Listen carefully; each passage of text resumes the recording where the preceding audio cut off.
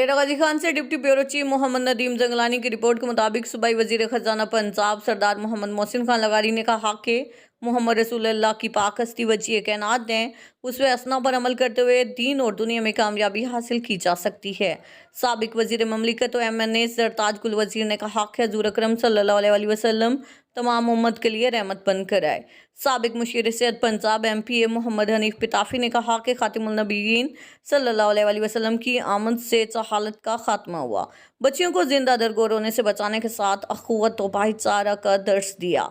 Commissioner Liaquat Ali Chatha ने कहा कि डेरा गाजी खान डिवीज़न में 12 रबीउल अव्वल के हवाले से 172 जुलूस निकाले गए।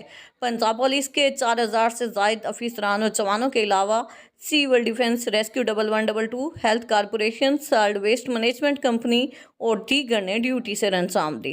डिप्टी कमिश्नर मोहम्मद अनवर बरियार और DPO मोहम्मद अली वसीम मरकजी कंट्रोल रूम में ब्रीफिंग के दौरान बताया कि मरकजी जुलूस की 9 CCTV कैमरों और ऑनलाइन मॉनिटरिंग के साथ सिक्योरिटी के फुल प्रूफ इंतजाम किए गए।